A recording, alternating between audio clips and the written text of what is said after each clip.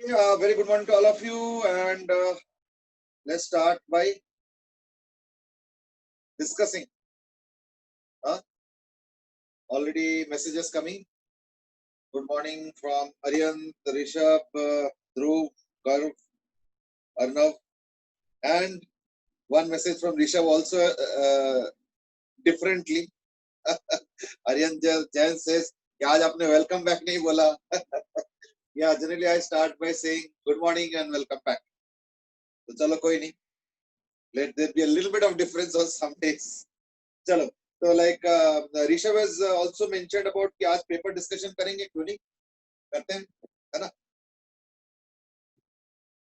ठीक है. तो क्या करें, मतलब क्वेश्चन बाय क्वेश्चन या you will ask me some questions? What would you want? या एक क्विक ओवरऑल कर लेते हैं, है ना? That would be not bad, है ना?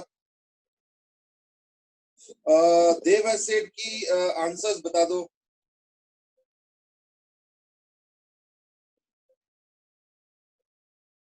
सिर्फ आंसर ही नहीं, मैं जो है शायद शेयर कर दूंगा तुम लोगों के साथ, वो भी उसका रिपोर्ट भी. आंसर चॉइस तो बेटा आज मैंने सुबह बता दिया.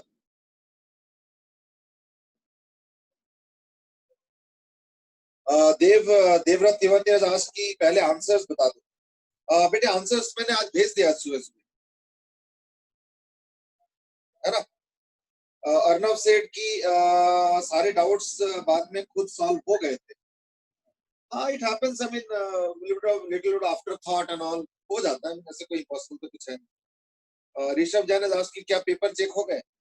हाँ, पेपर चेक भी हो गए हैं और शायद मैं उसका डिटेल्ड रिपोर्ट जो है भेज भी देता हूँ. एक सेकंड. उससे क्या होगा ना, एक फायदा क्या होगा कि you can also check right now itself. और उसमें एरर्स जो भी है वो मुझे अलग से ग्रुप में मत डालना, ठीक है ना? एरर्स जो है you can send me directly.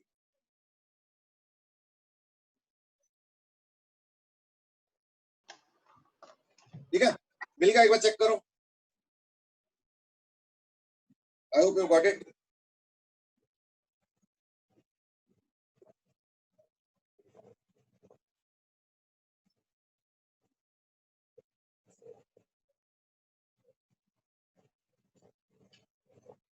चलो, तो इसमें जो भी एरर्स वगैरह है सबको अपना अपना जो है मुझे मैसेज कर देना, और मैसेज इस नंबर पे करना सो दैट एक ही जगह पे हो कि दो नंबर है ना.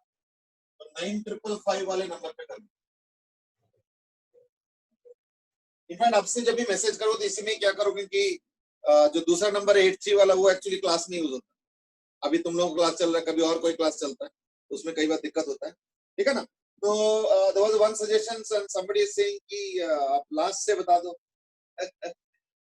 अब लास्ट और फर्स्ट क्या करना है, तो मेरे ख्याल से फर्स्ट से ही कर देते हैं, दैट वुड बी बेटर, है ना?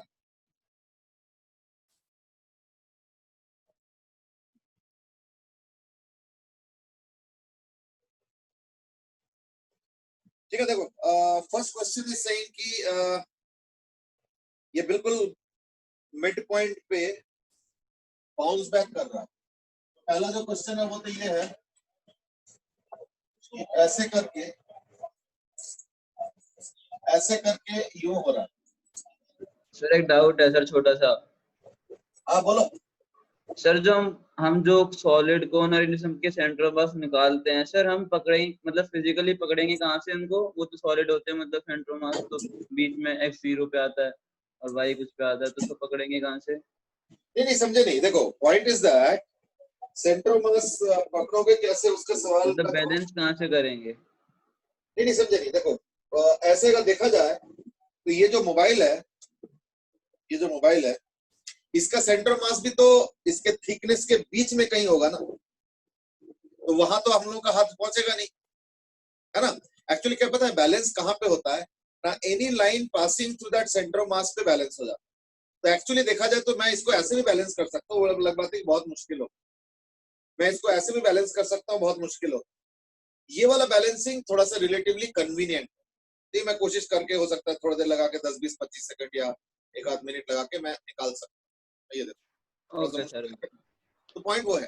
तो देखो सॉलिड कोन हॉलो कोन ऐसे सोचो, ये सॉलिड कोन है तो किस तरह से पकड़ो ऐसे कर, है ना। The visualisation has to be like that.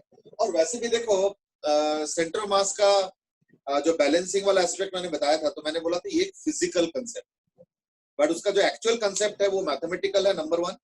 और नंबर 2 इज दैट उसका यूटिलिटी अभी थोड़े दिन बाद और अच्छे से पता चलेगा। थोड़ा बहुत तो आइडिया लग गया होगा, खास करके वो जो टॉपलिंग टिल्टिंग विल्टिंग से थोड़ा बहुत आइडिया लगा होगा, बट देखना और जब गहराई से हम लोग एनालाइज करेंगे नेक्स्ट चैप्टर, तो देखना सेंटर ऑफ मास का रोल और अच्छे से क्लियर हो। इवन इस चैप्टर में भी है थोड़ा बहुत, इस चैप्टर में भी सेंटर ऑफ मास के आइडियाज और खुलेंगे, बट अगले चैप्टर में सेंटर ऑफ मास का असली जो रोल है वो पता चलेगा, ठीक है ना। So that's how I would put it. चलो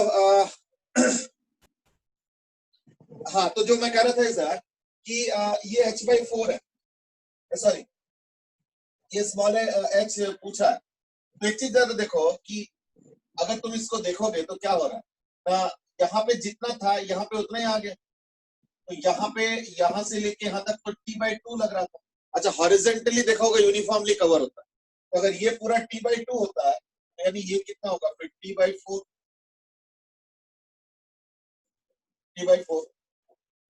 है ना। तो यानी t/4 पे देख लो कितना हाइट पे है, क्योंकि सिमेट्री से अगर देखोगे तो t/4 पे भी यही हाइट होगा, यानी ये भी हो जाएगा t/4, सेम ही हाइट होगा। या कह सकते हो यहाँ पे t is equal to 3t/4। I think अब तो हो ही जाएगा, है ना। किसी भी टाइम पे हाइट कैसे निकलता है, हाँ किसी भी टाइम पे हाइट कैसे निकलेगा, u sin theta into t minus half gt square. तो h के टर्म्स में देखना बड़े आराम से आ जाएगा, ये अगर h हुआ तो बड़े आराम से देखना, ठीक है। और t आ गया कितना ना 3t/4, तो ये चीज होगी। I hope that t/4 part is clear, ठीक है ना। और तो इसमें कुछ खास नहीं है, t/4 वाला पार्ट क्लियर हो गया तो समझ लीजिए क्वेश्चन हो जाएगा। ओके देखो सेकंड क्वेश्चन में क्या है कि बोल रहे हैं कि जो पार्टिकल है वो remains in contact with B है। तो remains in contact with B का मतलब क्या हुआ कि इसका जो रिलेटिव वेलोसिटी है वो इसके अलावा होना चाहिए, ठीक है ना। तो देयरफॉर v रिलेटिव में अगर मान लो vx i cap plus vy j cap हो जाए, तो that case vy by vx should be equal to tan theta, और इस केस में थीटा दे रखा है 37 यानी 3/4, ये होना चाहिए। लेकिन ये रिलेटिव है ना, ये जो है रिलेटिव है, तो हमें रिलेटिव वाले पार्ट का ध्यान देना पड़ेगा। वी रिलेटिव में ये होना चाहिए। अब वी रिलेटिव कैसे आएगा, तो वी रिलेटिव इस तरह से आएगा कि चलो वी की जगह ये रिलेटिव बोल रहा है, बात एक ही है, ये मैंने ए के टर्म्स में, मैं वी के टर्म्स में दे रहा था, एक ही बात कर लो। Acceleration of the particle is given और एक्सेलरेशन ऑफ बी दिया हुआ है, मतलब बी पूछा जा रहा है, तो एक्सेलरेशन ऑफ बी जो है एक्स आई कैप ले लो, है ना। Acceleration of B suppose X I cap है, और एक्सेलरेशन ऑफ ए तो दे रखा है 15 आई कैप प्लस 15 जे कैप प्लस 15 जे कैप। तो ए रिलेटिव क्या होगा, दोनों को माइनस करोगे यानी 15 minus x I cap plus 15 जे। तो ये ए वाई हो गया, ये एक्स हो गया, ए वाई बाई एक्स क्या होना चाहिए 3/4, अकॉर्डिंगली सॉल्व करो। अर्नव सेज की सब्जेक्टिव में गलतियां कैसे पता चलेंगे। सब्जेक्टिव में देखो आंसर्स तो पता चल ही गया होगा, तो लाइक गलतियां तो खुद ही पता कर सकते हो, है ना। बाकी अगर स्कूल शेयरिंग करने अलाउ कर दे तो हम कर सकते हैं, ऐसी कोई दिक्कत नहीं,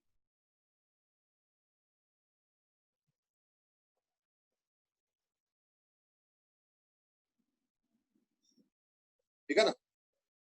चलो the next question is that it is given that the blocks are not sliding। पहली बात तो देखो एक का फोर्स F है और दूसरे का 2F है,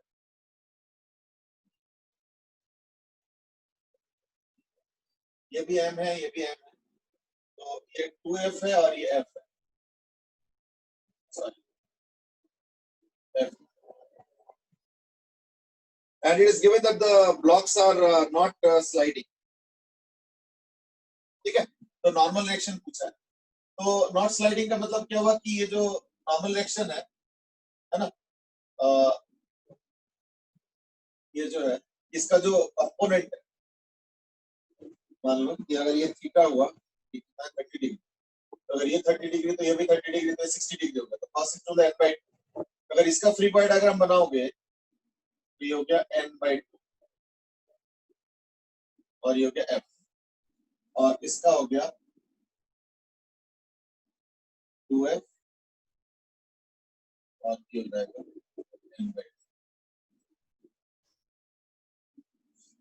और जो एक्सेलरेशन है वो होगा 2f माइनस f, क्यों? क्योंकि नेट फोर्स हो जाएगा 2f minus f upon 2f, ये दोनों का कॉमन एक्सेलरेशन हो जाएगा।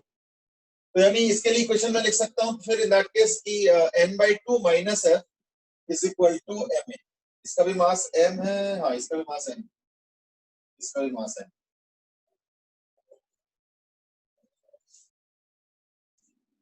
मैं ना थोड़ा सा हड़बड़ी में कर रहा हूँ,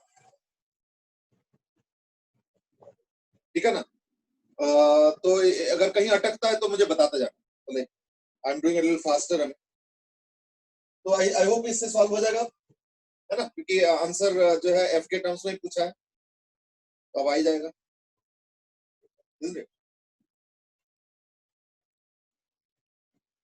और इसका अगर इक्वेशन लिखो तो क्या आ जाएगा ना, n by 2 minus f is equal to m into a, और a यहाँ से उठ के आ जाएगा। I hope you will be able to get it now, ठीक है। ये हो गया थर्ड। फोर्थ का देखो,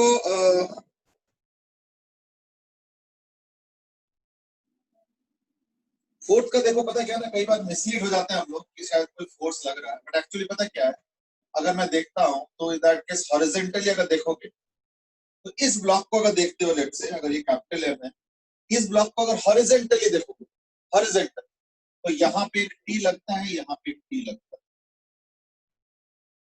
तो इसलिए नेट फोर्स 0 आ जाता है। और वही चीज दूसरे वाले में भी यही है। दूसरे वाले में अगर देखोगे तो ये जो है ना, ऐसे लग रहा है, तो वही चीज T1 इधर लगेगा और वही चीज T2 इधर लगेगा।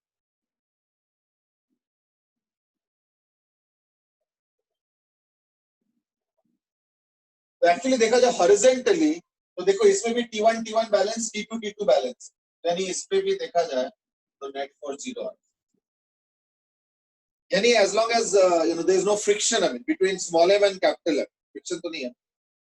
अच्छा, फ्रिक्शन तो सिलेबस में ही नहीं है ठीक है ना, तो फ्रिक्शन तो है ही नहीं, तो like as long as there is no friction, तो इसके ऊपर नेट फोर्स 0 हो गया। ये एक इंपॉर्टेंट क्वेश्चन है, इसके ऊपर जे एडवांस में भी क्वेश्चन आया हुआ है, ध्यान रखना।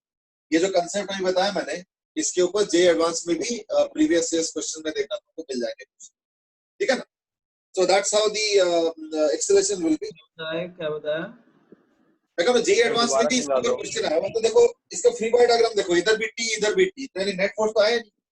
देखो कई बार पता है क्या लगता है कि मैं तो पुल कर रहा हूँ, लेकिन मैं जो पुल कर रहा हूँ ना ऐसे करके, इससे इस बॉडी पे कोई असर नहीं पड़ रहा, क्योंकि तुम जो पुल कर रहे हो उसका एक टी फोर्स आ रहा है, नो डाउट, बट एक टी फोर्स इधर भी तो आ रहा है, तो वो देयरफॉर वो जो कैपिटल एम है उस पे नेट फोर्स 0 हो जाता है, so there is no effect on that force, ठीक है ना। फिफ्थ क्वेश्चन क्या है, थीटा पूछा, ठीक है। तो लाइक इसमें तो डायग्राम अगर मैं बनाता हूँ,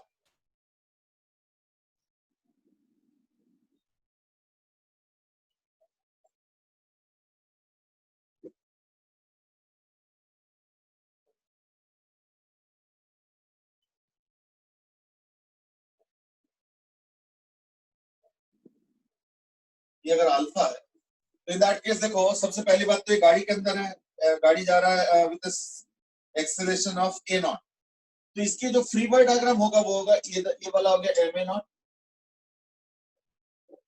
ठीक है, और एक रियल फोर्स आएगा mg साइन अल्फा और mg कॉस अल्फा, है ना, और बस दैट्स इट। टी, तो टी का एक कंपोनेंट ये वाला बैलेंस करेगा और एक टी का एक कंपोनेंट ये वाला बैलेंस करेगा, दैट्स इट। ये दिस इज एज सीन, यानी F body FBD free body diagram as drawn bye,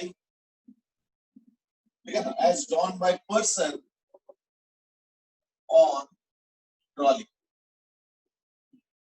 trolley पे जो पर्सन है उसका फ्री बॉडी डायग्राम के हिसाब से, ट्रॉली वाला जो बंदा है उसके फ्री बॉडी डायग्राम के हिसाब से ये ध्यान रखना है, ठीक है। I think rest you can do no yourself. तो ये हो जाएगा टी साइन थीटा और ये हो जाएगा जो है T cos theta, that's it. अब इसमें क्या करो, T sine 3 something T cos 3 something divide करोगे tan थीटा आ जाएगा, तो that will give you the answer. Fine, एक बार देखते जाओ, अगर कहीं अटक रहा है तो पूछते हुए जाना साथ में।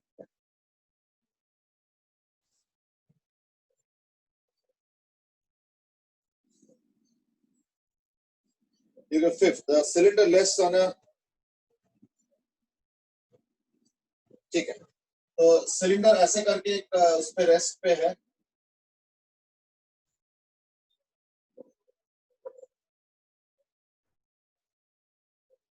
इस तरीके ये A B C 30 A B C, और बोल रहे हैं कि नॉर्मल एक्शन है,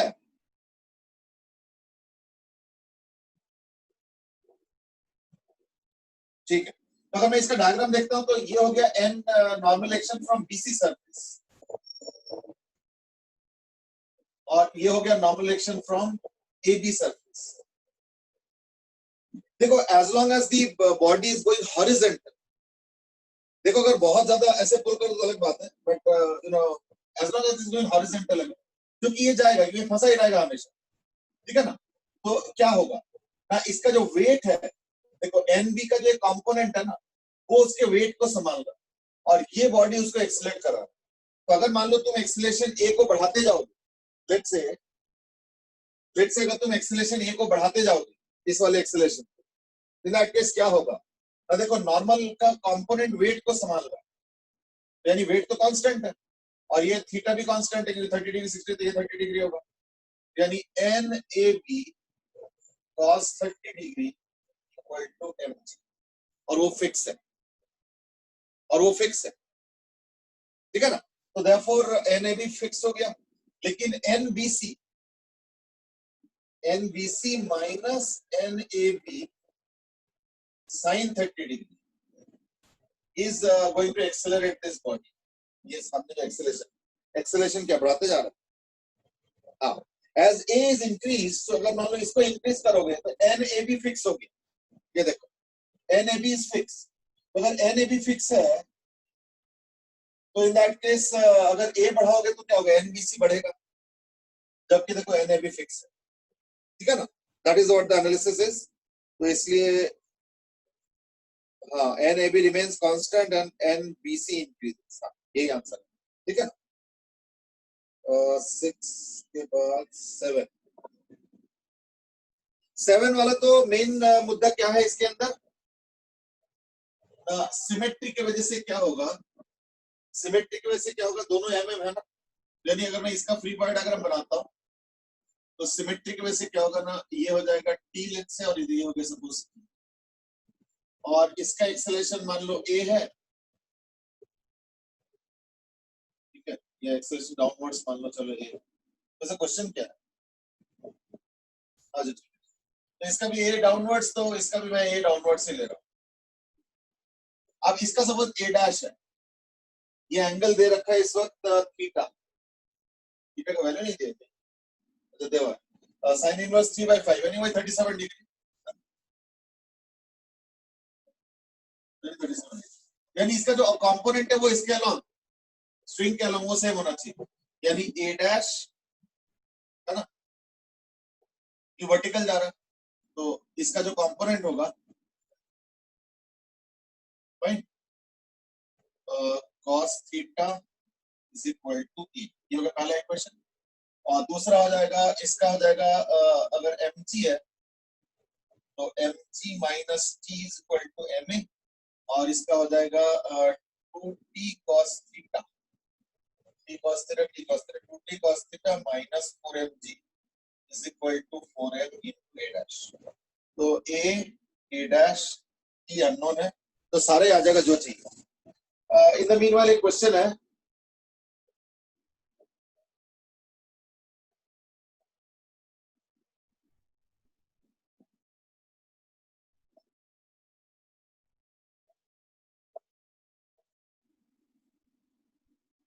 अच्छा Arnab has a certain query. Arnab एक काम करो, ये ना मुझे व्हाट्सएप कर देना, अभी पढ़ने का इतना टाइम नहीं है, तो बहुत लंबा सा लिखा हो, तो लाइक उसको व्हाट्सएप कर देना, I will get it check, don't worry, ठीक है। तो ये इसका आंसर इक्वेशन है, बाकी एक बार चेक कर लो।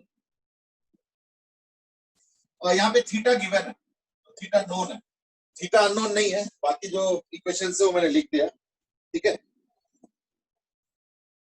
8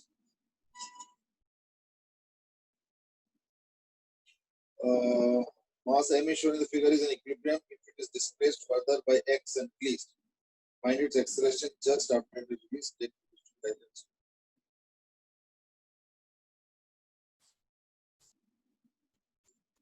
ठीक, देखो ऑलरेडी ना ये इलोंगेटेड है, कितना इलोंगेटेड है तो उससे कोई ज्यादा कंसर्न तो खैर नहीं है, बट ये है कि 2t is equal to, t तो खैर kx है, पहले t is equal to kx,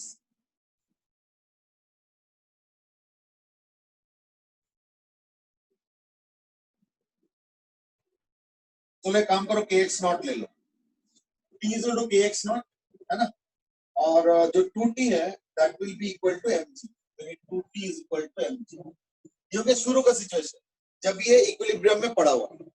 अब मैं अगर स्मॉल m को x डिस्टेंस पुल करता हूँ, स्मॉल m को अगर x डिस्टेंस पुल करता हूँ, तो ये जो स्प्रिंग है ना ये 2kx मतलब 2x इलोंगेट होता है, ठीक है ना, तो देयरफॉर t डैश हो जाएगा 2k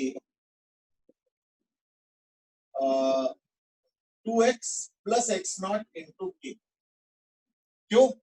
क्योंकि ये जो सिस्टम है इन्होंने जो दिया है इस तरीके से, तो ऐसे करके यूं स्प्रिंग है,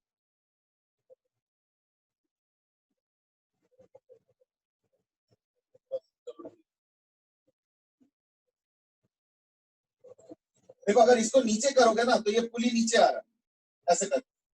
अब बताओ पुली अगर नीचे आ रहा है तो इन दैट केस यहाँ पे भी स्ट्रिंग चाहिए, यहाँ पे भी स्ट्रिंग चाहिए, तो ना यहाँ से कहीं मिलने वाला है, तो क्या ये पूरे स्प्रिंग ही इलोंगेट होगा, यानी स्प्रिंग एक्स्ट्रा इलोंगेशन हुआ है, तो the extra elongation of spring will be equal to actually 2x। तो देयरफॉर इस वक्त जो स्प्रिंग फोर्स होगा वो होगा 2x plus x not into k, ये स्प्रिंग फोर्स होगा।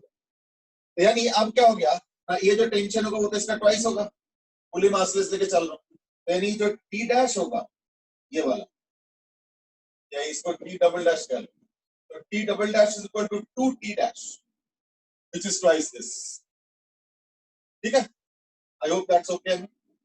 तो अब क्या हो गया ना, 2t dash minus mg is equal to m,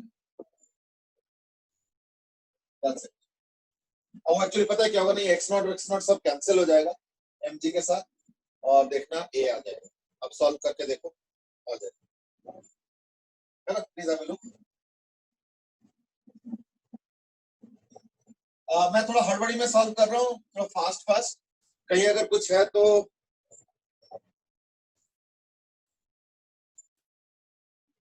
ओम पाठक ने कोई डाउट एक्सप्रेस किया?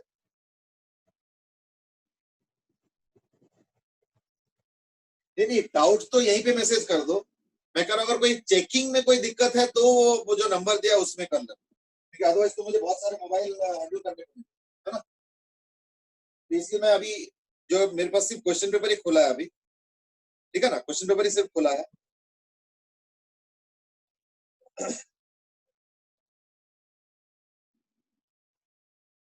एक दूसरा मोबाइल है जिसमें अगर कोई सीपीटी करेक्शन रिलेटेड कोई इश्यूज है तो वो दूसरे वाले मोबाइल पे कर, ठीक है ना।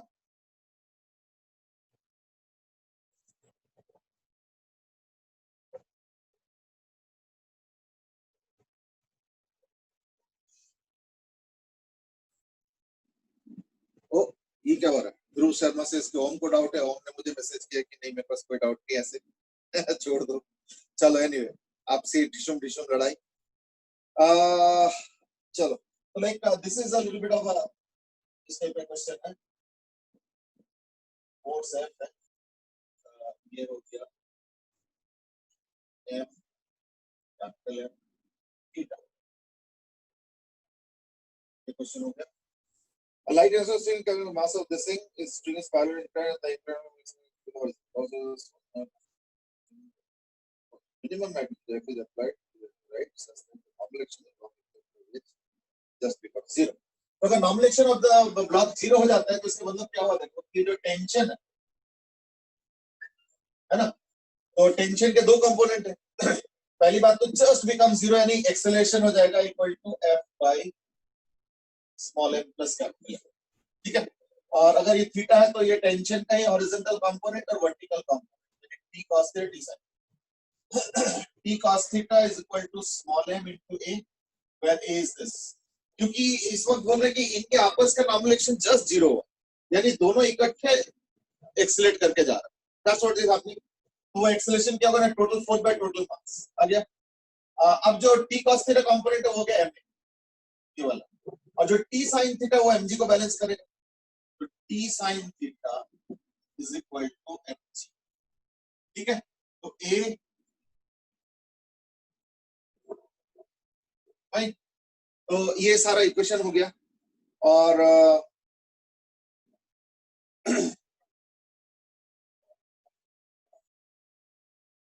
तो वो तो एक्सेलरेशन अगर चाहिए तो ये दोनों को डिवाइड कर लो तो एक्सेलरेशन आ गया। और क्या चाहिए?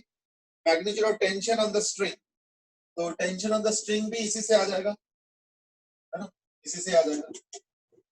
और एक्सेलरेशन तो दोनों को डिवाइड करो तो एक्सेलरेशन आ जाएगा। और ये पूछा है magnitude of net horizontal force on the ways is. हाँ, तो net horizontal force on the ways क्या होगा? m plus m into a, that's it. m plus m into a हो जाएगा। ये तो अभी पहला इक्वेशन में ही निकाला हुआ है। सर आंसर तो कुछ और दे रखा है सी पार्ट में, मतलब 11th। Yes sir. हाँ सर आंसर में mg cot थीटा दे रखा है। हाँ, आंसर ये नहीं होगा।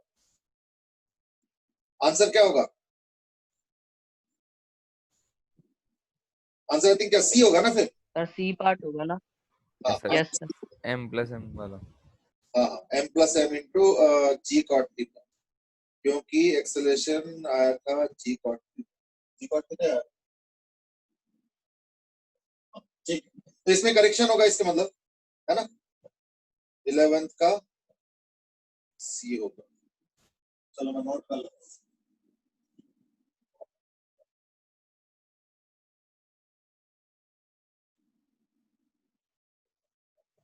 ठीक है ना। सर इसमें वेज पे जो टेंशन लग रहा है वो भी देखेंगे? क्या लग रहा है? अच्छा, sir net net horizontal force पूछा है। अच्छा अच्छा, ये नेट हॉरिजॉन्टल फोर्स पूछा है। नहीं नहीं नहीं, अभी ये क्वेश्चन अलग है। सर क्वेश्चन तो कोई गलत नहीं था। नहीं नहीं नहीं, क्वेश्चन अलग है। हमने हड़बड़ी में क्वेश्चन ढंग से नहीं पढ़ा। क्वेश्चन पूछ रहे हैं कि, हाँ एक मिनट, क्वेश्चन पूछ रहे हैं कि net horizontal force on F, ये एफ नहीं पूछा। अगर एफ का वैल्यू पूछो तो एफ हो गया equal to m plus m into G cot. बिल्कुल सही बात है। तो अगर ऐसे पूछा होता what is the value of capital F at this time, तब तो यही आंसर आता, दैट इज सी। लेकिन क्वेश्चन वो नहीं पूछ रहे हैं। क्वेश्चन पूछ रहे हैं what is the magnitude of net horizontal force on the ways. तो वेज का फोर्स क्या होगा? कैपिटल एम इंटू ए। नेट हॉरिजॉन्टल फोर्स, उसमें वो स्ट्रिंग विंग और कैपिटल एफ और वो सब कंपोनेंट जो भी आना है वो सब मिला जुला के नेट हॉरिजॉन्टल फोर्स पूछा। फिर तो ठीक है। Yes sir. हाँ ना, ठीक है, नो करेक्शन। पहले मुझे लगा शायद कैपिटल एफ पूछ रहा होगा, बट कैपिटल एफ का आंसर तो यही है। बात सही है, लेकिन कैपिटल एफ पूछा नहीं, क्वेश्चन एक बार दोबारा पढ़ो अच्छे से। पूछ रहे हैं कि what is the net force on wedge, I think that's okay, ठीक है, इसमें कोई करेक्शन नहीं। मैं करेक्शन कोने में लिख दिया था कि ये करेक्शन फिर मैंने बाद में देखा ही तो कुछ और पूछा। चलो ठीक, कोई बात नहीं, यानी नो करेक्शन।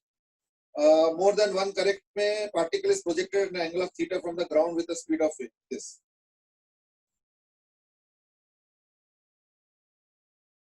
आई थिंक ये तो खुद ही कर लोगे। आई थिंक ए और बी तो आसान है, ए और बी तो खुद ही करो। सी, हाँ, सी और डी चेक करने वाले टाइप का है ना, कि अगर यू इतना होता है और थीटा 60 डिग्री है, तो इसके लिए तो अगर याद करके देखो, हमने एक वो किया था, इज दैट इनिशियल वेलोसिटी अगर देखते हो तो क्या होता है ना, you cos theta, initial velocity हो गया यू cos थीटा आई क्या प्लस यू sin थीटा जे क्या, है ना, और वेलोसिटी एट टाइम टी हो गया यू cos थीटा आई क्या plus u sin theta minus g j क्या। और बोल रहे हैं कि velocity vector becomes perpendicular to initial velocity, तो इन दोनों का डॉट प्रोडक्ट निकालोगे, तो डॉट प्रोडक्ट हो गया u square cos square theta plus u square sin square theta, है ना, minus u sin theta into G should be equal to 0। क्यों? क्योंकि बोल रहे हैं वेलोसिटी परपेंडिकुलर, तो देयरफॉर ये यू स्क्वायर हो जाएगा और वो उधर चला जाएगा, तो यानी टी आ जाता है equal to u by G sin, ठीक है ना। तो अब इससे चेक कर लो। अच्छा, पहला वाला तो हो गया, चलो T by is equal to u by, लेकिन इसमें एक चीज ध्यान रखना पड़ेगा इज दैट, एक चीज ध्यान रखना पड़ेगा इज दैट कि कहीं टाइम ऑफ फ्लाइट से ज्यादा ना हो, ये भी हमें चेक करना पड़ेगा। ये जो टी आया है u by g sine theta, तो दिस शुड बी, मतलब ये वैलिड तब होगा, valid only if t is less than 2u sin theta by g, कि टाइम ऑफ फ्लाइट से पहले हो जाना चाहिए। अगर मान लो टी आ गया 10 सेकंड और टाइम ऑफ फ्लाइट पर चला 7 सेकंड, तब तो हम आंसर नहीं मानेंगे, क्योंकि वो तो फिर जमीन पे गिर जाएगा, है ना। तो therefore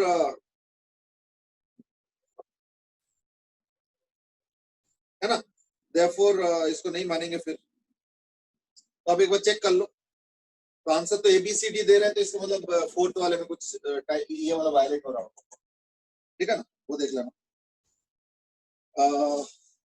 13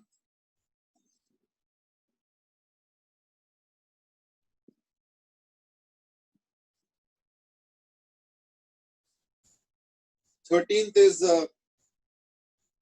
either all are smooth, all the blocks are movable, except the horizontal or vertical position shown in figure. Acceleration of A with respect to ground is in negative y direction. A को देखो horizontal force देने वाला कोई नहीं, वो horizontal उस पे है, तो देयरफॉर A को सिर्फ हॉरिजॉन्टली जाना पड़ेगा, सॉरी वर्टिकली जाना पड़ेगा। Acceleration of A with respect to B is in positive x direction. B थोड़ा सा ऐसे स्लाइड करेंगे, है ना, B थोड़ा सा ऐसे स्लाइड करेंगे, और जिसके वजह से क्या होगा ना कि जो P होगा वो थोड़ा लेफ्ट की तरफ है। अगर विद रेस्पेक्ट टू ग्राउंड देखें, विद रेस्पेक्ट टू ग्राउंड हम देखते हैं तो इसको तो नॉर्मल एक्शन मिल रहा है ऐसे, तो ये कंपोनेंट इधर हो गए, यानी जो P का एक्सेलरेशन होगा वो दो होगा, एक वर्टिकल होगा और एक हॉरिजॉन्टल। तो P का एक हॉरिजॉन्टल एक्सेलरेशन इधर होगा और A का हो गया एग्जैक्ट वर्टिकल, तो यानी A का acceleration with respect to B क्या हो जाएगा, हाँ ये। अच्छा, दूसरी बात है कि A और B का वर्टिकल एक्सेलरेशन सेम हो, है ना, A और B क्योंकि एक साथ आ रहा है, तो A और B का वर्टिकल एक्सेलरेशन सेम होगा, लेकिन B का एक्सेलरेशन टुवर्ड्स द लेफ्ट होने की वजह से A का टुवर्ड्स द राइट हो जाएगा, तो ये सही हो जाएगा। The horizontal acceleration of B relative to ground is in negative x direction.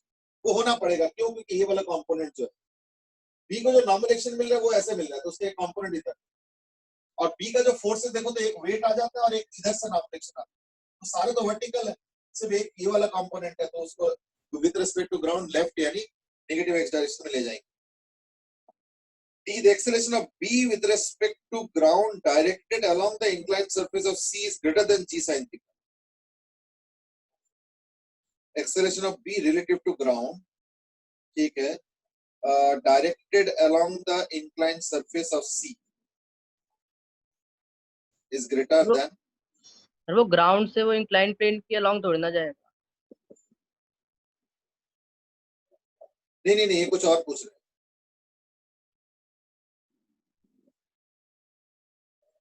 ठीक है, इज दैट कि इसका जो एक्सेलरेशन होगा वो जो ये वाला कंपोनेंट है ना, वो बोल रहे हैं कि जी साइन थीटा से ज्यादा हो। ठीक है ना, that is what it is saying.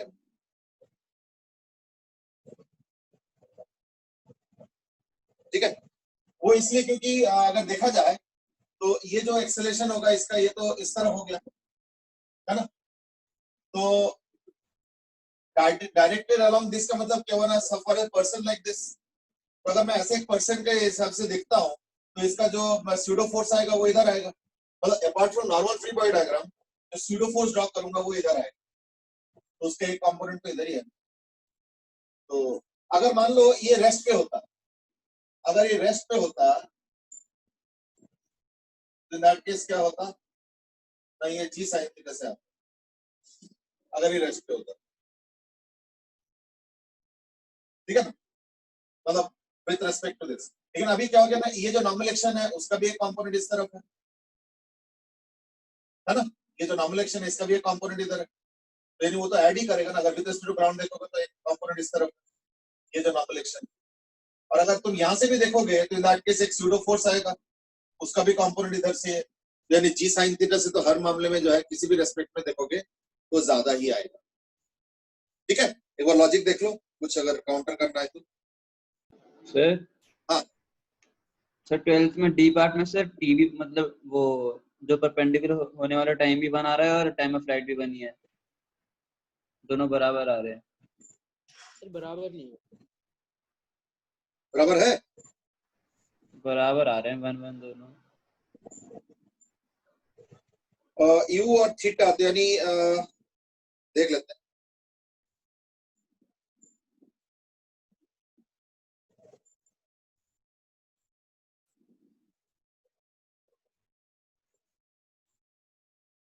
अच्छा, ड्यूरिंग इट्स फ्लाइट, सर बराबर आ ही नहीं रहे।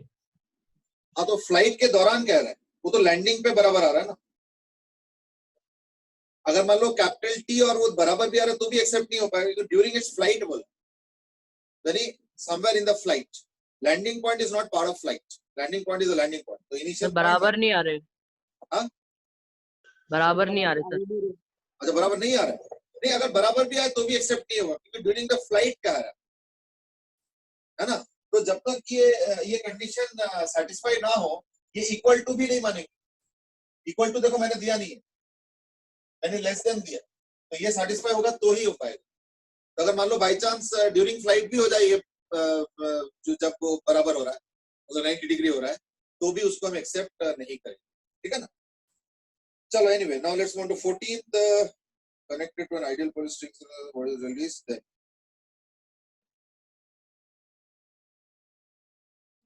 अच्छा 14th में तो मेनली वही है कि एक्सेलरेशन का रिलेशनशिप क्या होगा, है ना। आई थिंक वही सबसे इंपॉर्टेंट है इसके।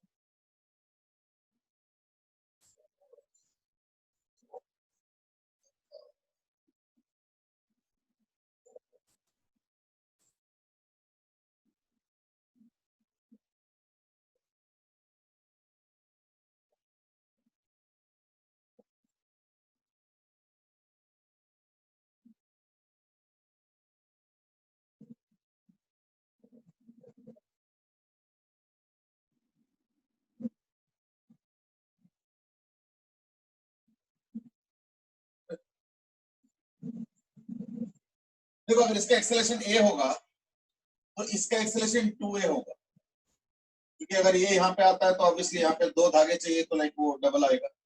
अगर इसका एक्सेलरेशन 2a होता है तो इसका एक्सेलरेशन यहाँ पे क्या होगा, 4a होता है। क्यों, क्योंकि अगर ये पुली आता है मान लो तो यहाँ पे और यहाँ पे दोनों जगह चाहिए, तो 2a पे आता है तो 2a 2a 4a, तो नहीं 4a होगा। आई थिंक दैट्स इट। और इसका टेंशन t ले लो, तो अगर इसका t होगा तो इसका हो गया 2t, और 2t होगा तो इसका हो जाएगा 4 टाइम्स, यानी capital M G minus 4 times T is equal to M A, इसका होगा। और इसका हो जाएगा T is equal to M into 4। I think दो इक्वेशन दो अननोन, अब तो सॉल्व हो जाएगा, वो चेक करो।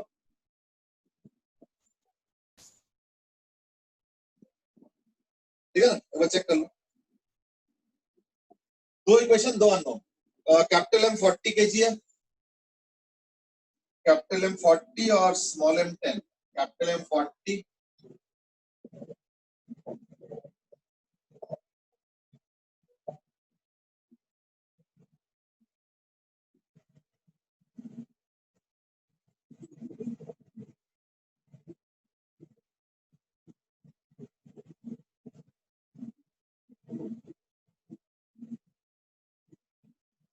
ठीक है ना। ये हो गया कौन सा 14, 15। 15th में we can use Lami's theorem I think. हाँ फ्रिक्शन तो है नहीं, तो लैमिस थ्योरम के हिसाब से क्या हो जाएगा, 60 डिग्री पे है ये।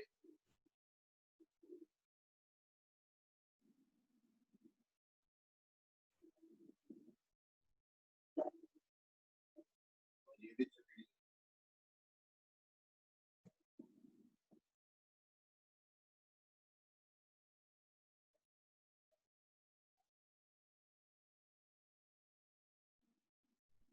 ये 120 डिग्री हो गया और ये हो गया 150।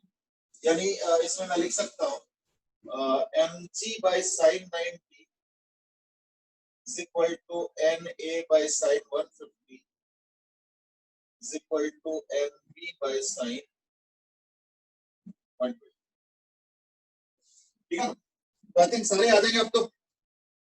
एक बार लैमिस थ्योरम यूज कर लो 15 का, I think will all get the answers. ठीक है, सोम हैज आस्क्ड की व्हाट्सएप पे वो 9555 में अनफ 9555 में करना है।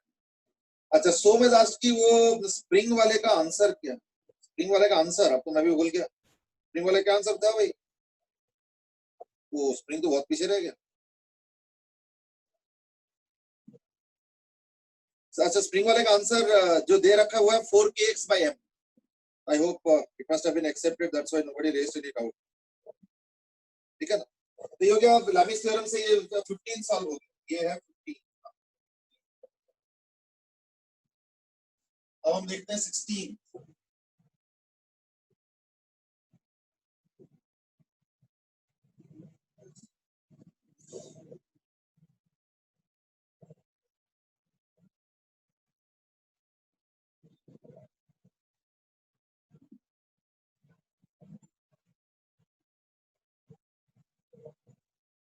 आज तो ऐसे कैमरा इधर उधर हो रहा है।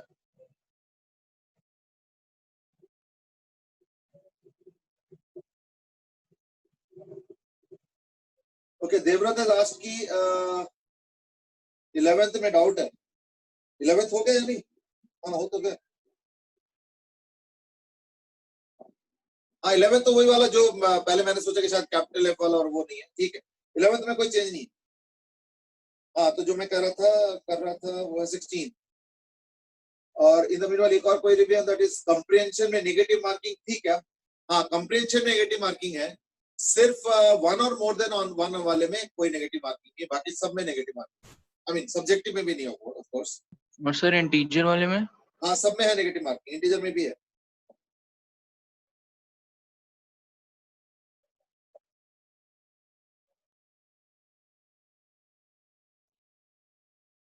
ठीक है तो इसमें प्रॉब्लम क्या है, इसमें तो ये हो गया कि t plus mg sin theta is equal to ma, इसका ये हो गया। और दूसरे का हो गया mg minus t is equal to ma। बस ये आ गया। ठीक है सर एक बार वेटिंग रूम चेक कर लो।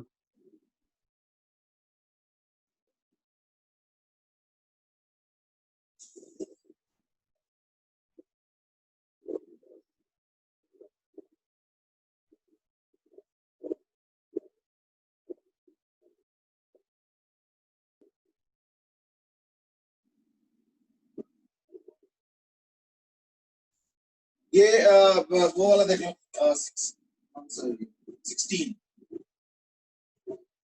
इसका टी इधर है, mg sin थीटा भी इधर ही है, तो एक्सेलरेशन जो भी होगा, और इसमें वो a टू a वाला मामला नहीं है, जितना a एक्सेलरेशन एक का है दूसरे का भी a ही है, कोई फर्क नहीं, तो ये आंसर है।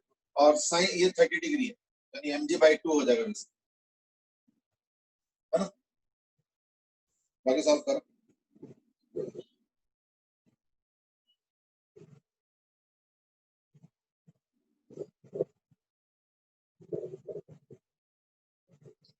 Seventeenth, I think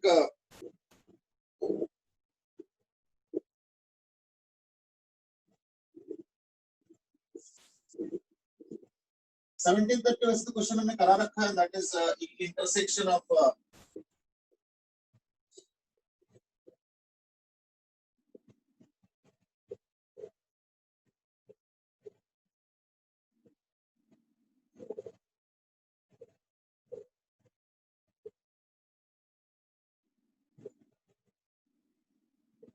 अच्छा 17 में थोड़ा फिगर में गड़बड़ है ना,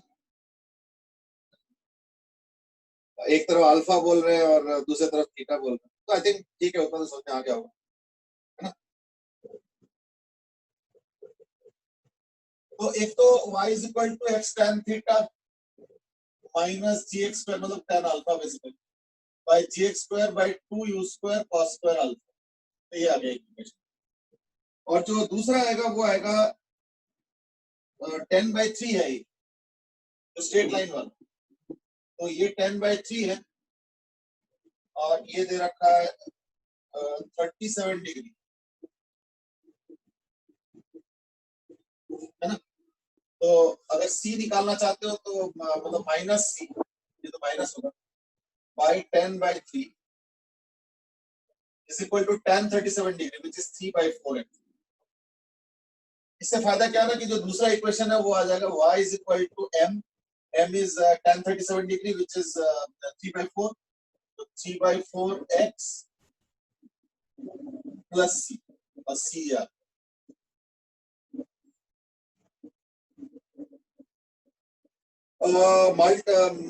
मार्किंग स्कीम देखो, मार्किंग स्कीम सारे क्वेश्चंस ऑब्जेक्टिव के सारे क्वेश्चंस में +4 है और -1 है, एक्सेप्ट फॉर जहां पे मोर देन 1 वाला चॉइस वाला क्वेश्चन है उसमें +4 एंड 0, बस बड़ा सिंपल सा स्कीम, सब में +4 -1 और 1 और मोर देन वाले में +4 और 0, बस इतना ही फर्क, और कुछ नहीं। ठीक है, तो इन दोनों को सॉल्व कर सकते हो, c का वैल्यू आ चुका है, देखो आराम से सॉल्व हो जाएगा, तो just tally and you will get the x coordinate of c, वही पूछा है ना? हाँ ठीक, तो x कोऑर्डिनेट ऑफ c आ जाएगा फिर 17 18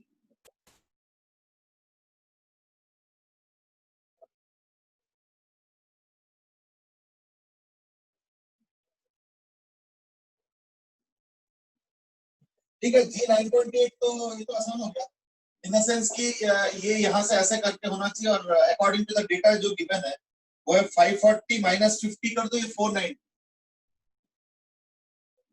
और दोनों के बीच में बिल्डिंग का वो दे रखा है 200, हॉरिजॉन्टल स्पीड दे रखा है 2n + 2, है ना?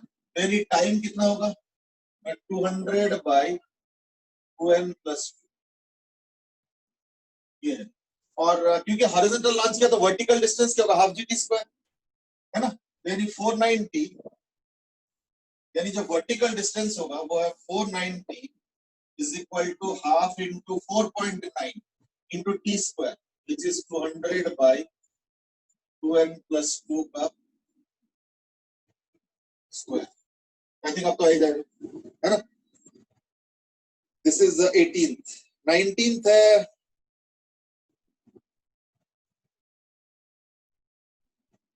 ठीक है। 19th में जो है पहली बात तो एक्सेलरेशन निकालना पड़ेगा,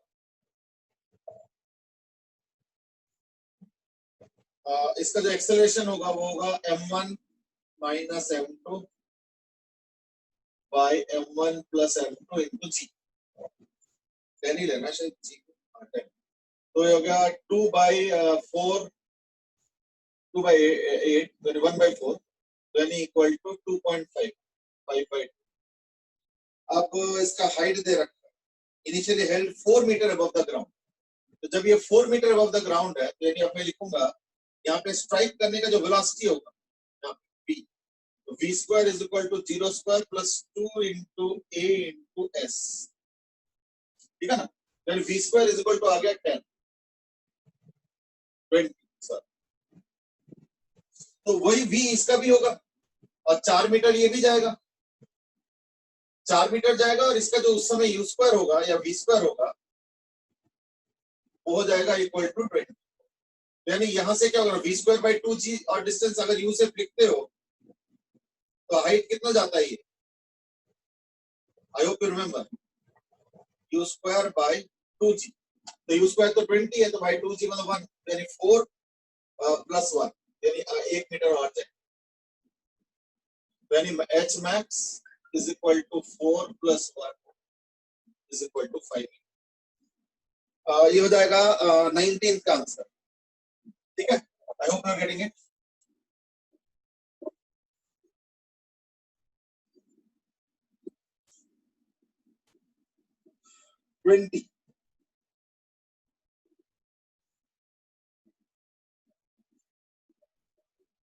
ठीक है, to prevent the smaller mass from slipping, तो क्या होना चाहिए, जो एक्सेलरेशन होना चाहिए वो क्या होना चाहिए वो देखो, क्योंकि ये स्मॉल m है, ये m डैश है, और ये हो गया m। क्या पूछा है, capital m, m dash. Find the mass m in this thing.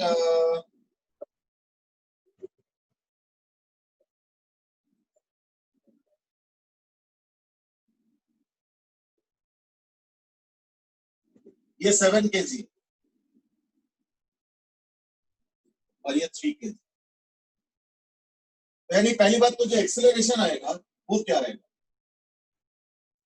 Acceleration आएगा m by m plus 3 plus 7, तो m प्लस 10 इंटू g10, ये आएगा एक्सेलरेशन। एक्सेलरेशन क्यों इंपॉर्टेंट है, क्योंकि अगर मान लो ये पूरा सिस्टम एक्सेलरेट a कर रहा है, इन दैट केस में अगर स्मॉल m का फ्री बॉडी डायग्राम बनाता हूं तो क्या आएगा, ये आएगा mg sin थीटा, और स्लिप नहीं कर रहा है इसका मतलब ये जो स्यूडो फोर्स है, क्योंकि ये तो नॉर्मल एक्शन है, ये तो स्लिपिंग में कोई रोल नहीं प्ले कर रहा है, इसका जो स्यूडो फोर्स है विच इज स्मॉल m है, उसका जो कंपोनेंट है which is m a cos theta, ये दोनों बैलेंस होना चाहिए, यानी mg sin theta should be equal to ma cos theta, यानी a आ गया इक्वल टू g tan, और थीटा देखो दे रखा है, थीटा नहीं दे रखा, हाँ ठीक है, थीटा दे रखा है 1/3, तो यानी g/3, यानी 10/3, ठीक है। तो क्या चाहिए, a हो गया 10/3, यानी a इक्वल टू आ गया 10/3, यानी next you can do now, है ना, next you can do now, तो समझ में आ गया।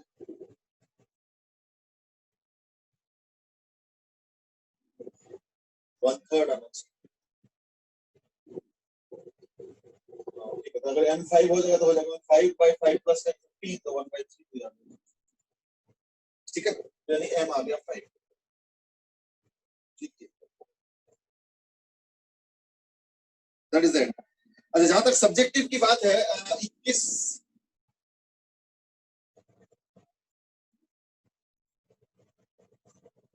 21 वाला जो क्वेश्चन है उसमें देखो क्या होगा कि जो स्प्रिंग, जब तुमने इसको छोड़ दिया तो स्प्रिंग फोर्स चेंज नहीं होगा, और स्प्रिंग फोर्स इस वक्त कितना है,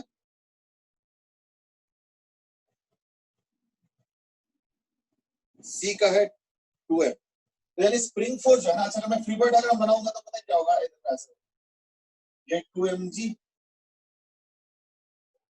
ये 2mg, और इसका मास m है, और जो टेबल के ऊपर है उसका होगा 2mg, और इधर t, और इस लटकने वाला जो होगा वो होगा mg, और उधर भी, that is what is going to happen. ठीक है, और इसका एक्सेलरेशन 0 हो जाएगा, क्यों? क्योंकि ये तो फोर्स वो है। और इसका क्या होगा ना, ये जो एक्सेलरेशन होगा इसका इधर होगा ए, तो इसका ए इधर होगा, यानी इसका इक्वेशन हो जाएगा 2mg minus T is equal to M A. इसका मास m है और इसका भी मास m है, और इसका हो जाएगा t minus M G is equal to m, है ना, यानी a आ गया equal to g by two. इसलिए इसका एक्सेलरेशन इधर हो जाएगा g बाई टू, इसका ऊपर g बाई टू, और ये रेस्ट पे रहेगा, momentary rest, permanent rest obviously नहीं हो सकता। सर जब ए को छोड़ेंगे तो सी पर कुछ नहीं होगा।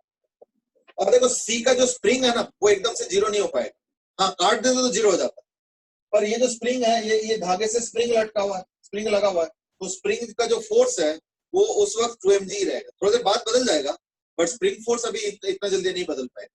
तो स्प्रिंग फोर्स बदलने के लिए उसकी इलॉन्गेशन बदलना चाहिए, उसके लिए मूवमेंट चाहिए। तो अभी टी 0 पे तो मूवमेंट नहीं हो रहा, थोड़ा समय लगेगा, ये परमानेंट नहीं है, थोड़ी देर बाद एक्सेलरेशन टोटली डिफरेंट होगा, लेकिन स्टार्टिंग में जस्ट आफ्टर रिलीज यही फोर्स का पैटर्न और एक्सेलरेशन का पैटर्न। फिर छोड़ते ही टेंशन चेंज हो जाएगा, है ना? हाँ, इसका टेंशन छोड़ते mg नहीं होगा, अब t हो जाएगा, इसका भी t हो।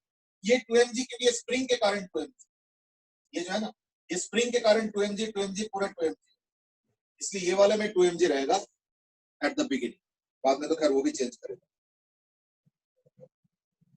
22 में तो ये हो जाएगा कि ये m1 है तो इसका हो जाएगा m1g sin थीटा। सर एक बार 21 वापस बताना। 21 में क्या बताऊं, बताओ जरा। सर वो मैंने वो चला गया था कनेक्शन, अभी बुरी वापस बता दो पूरा। हाँ ठीक है, देखो what I am saying is that 21 में जैसे ही तुमने सिस्टम को रिलीज कर दिया, पहले तो पकड़ के रखा था m को, इस m को पहले पकड़ के रखा, तो इसका भी 2mg और इधर टेंशन वेंशन करके सब बैलेंस।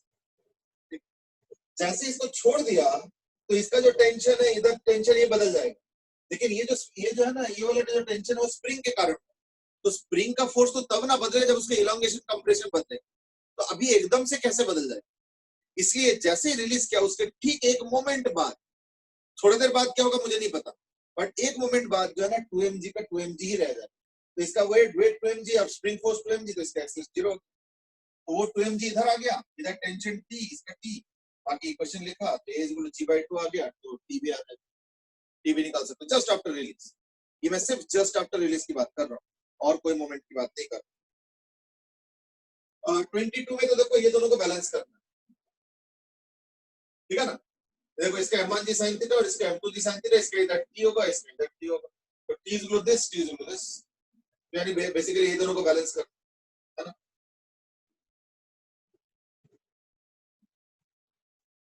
और अगर मान लो रिलीज कर दोगे तो इन दैट केस क्या होगा, m2g माइनस t = m2a, और दूसरा होगा t minus m1g sin theta = m1a।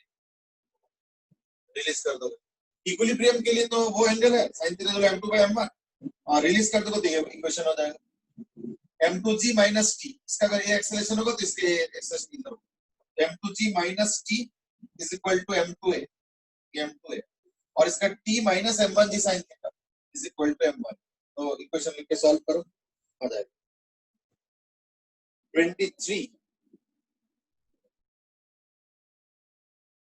23 में ना कई लोगों ने कंपोनेंट लेने में दिक्कत किया, मैंने देखा जो 23 में देखो क्या हो रहा है कि एक सर्कल के ऊपर अगर एक रॉड जा रहा है तो इसका वेलोसिटी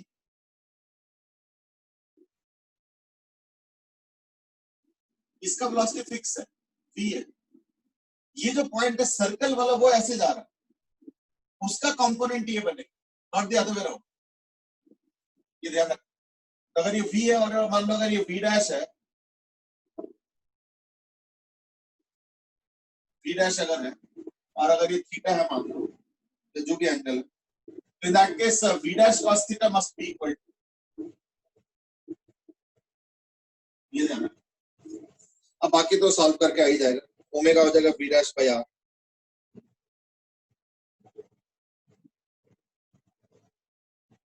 ये हो गया 23। सर एक बार 23 फिर से बता दो। देखो what I am saying is that ये जो रॉड का पॉइंट है ना वो ज्यादा V से, तो ऑब्वियसली जरा सोचो। चलो ठीक है, इसे ड्राइंग बना कर दिखाता हूं। देखो मान लो रॉड यहाँ पे है और थोड़ी देर बाद रॉड यहाँ पे, तो जरा देखो ये वाला पॉइंट सर्कल का इतना गया, लेकिन रॉड तो इतना ही गया है, तो देखो सर्कल वाला ज्यादा है, यानी सर्कल का कंपोनेंट रॉड होगा। कईयों ने क्या किया, रॉड के कंपोनेंट सर्कल के अलोंग लगा के कर दिया, वो गलत होगा। सर्कल वाला पार्ट ज्यादा है, रॉड वाला पार्ट कम, यानी सर्कल वाले जो वेलोसिटी है उसके कंपोनेंट रॉड वाला, रॉड का जो इस पॉइंट का वेलोसिटी, तो वो कईयों ने उल्टा करने के चक्कर में क्या हुआ, थोड़ा आंसर गड़बड़ हो गया। बाकी तो कोई ज्यादा कुछ खास नहीं है इसके साथ। 24th is also like 24th में तो हॉरिजॉन्टल कंपोनेंट को पहले मैच करो। हॉरिजॉन्टल कंपोनेंट को ऐड करके, मतलब टी, अच्छा टी पूछा है, वैल्यू ऑफ टी।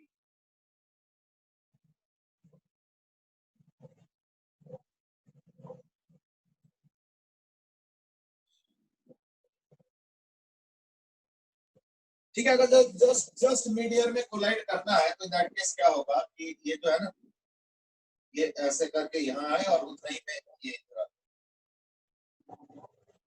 इसका वर्टिकल और हॉरिजॉन्टल कंपोनेंट देख लो, इसका तो हॉरिजॉन्टल है, इसका तो 20 है और इसका 10√245 है, नहीं ये हो जाएगा 10 और ये भी हो जाएगा 10, और ये दे रखा है 65 और ये दे रखा है 30।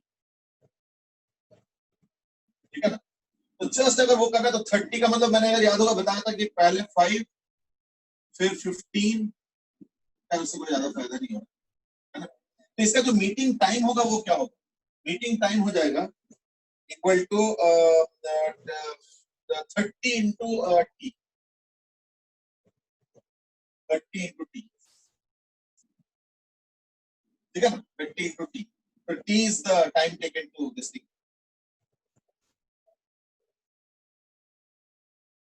L is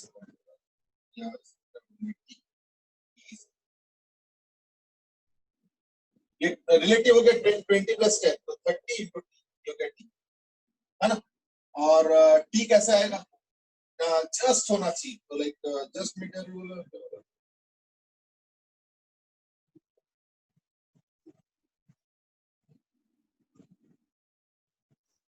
अच्छा नहीं जस्ट मीटर, और उतने ही टाइम पे ये जो है डिस्टेंस जितना कवर करेगा वो है हाफ GT स्क्वायर, ये हो गया हाफ GT स्क्वायर डिस्टेंस ये वाला, और ये कवर करेगा इक्वल टू 10T, और दोनों का जो डिफरेंस है 35, तो हाफ GT स्क्वायर ये यहां से यहां तक कवर करेगा,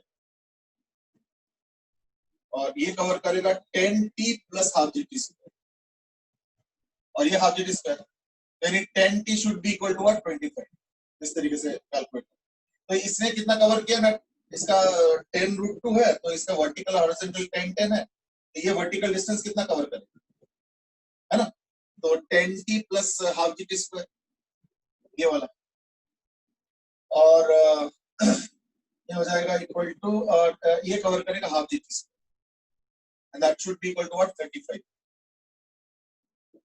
माइनस, रिलेटिव वेलोसिटी से जल्दी आ जाएगा।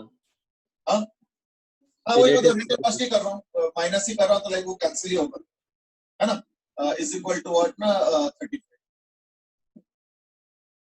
है ना। तो यार तो इससे क्या हो गया ना, 10T आ गया 35, then T is equal to 3.5, तो वो T यहाँ पे पुट करो, ये 105, और फिर वो पूछा है कि लाइक वो 15 टाइम्स P है नॉट, ठीक है ना, तो उससे सॉल्व हो जाएगा, that is equal to 30 into 3.5, फिर वो बाई 15 करोगे तो वो 7 आ जाता है। और 23 का आंसर, 23 का आंसर चल मुझे लगता है हम भी ना बैडमिंटन खेलने चलेंगे, क्या बोलती है, फिर यहाँ पे फीस पे करनी पड़ती है, तो बताए ना। कुछ बोल रहे हैं, 23 का आंसर पूछो ना। 23 का आंसर इस वक्त मेरे पास नहीं है, और जहां तक मुझे याद है कुछ 5v/4 यानी 5v/4 है शायद, है ना। अच्छा एक सेकंड मैं जरा फटाफट अटेंडेंस ले लूं, आज तो इतना ही हो पाएगा। बाकी एक बार चेक कर लेना, और अगर कोई करेक्शंस है तो मैं एक बार देख रहा हूं।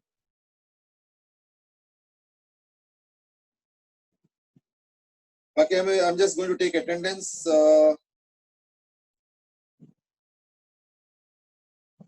कई जने इस बार एब्सेंट है, आदित्य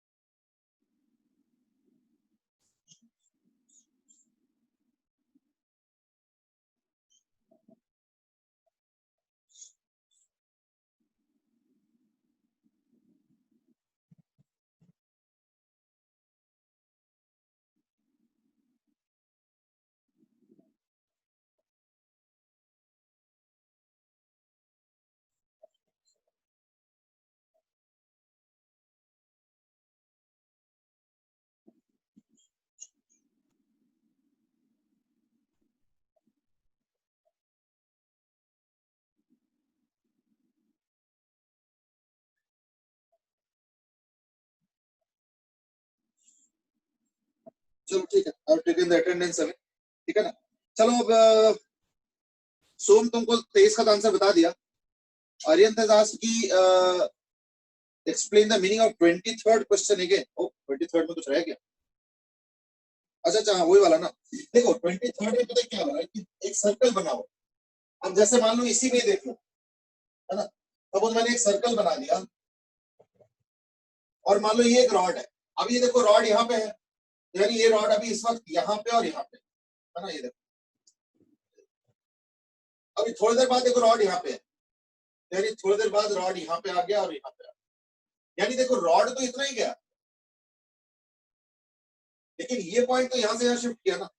तो इस पॉइंट का वेलोसिटी पूछा, तो ऑब्वियसली अगर रॉड शिफ्ट हो रहा है तो ऑब्वियसली रॉड जहां जहां सर्कल को इंटरसेक्ट कर रहा है वो पॉइंट भी शिफ्ट हो रहा है, तो ये जो शिफ्ट हो रहा है उसका कुछ वेलोसिटी, तो उसकी बात कर, ठीक है ना। तो एक बार चेक कर।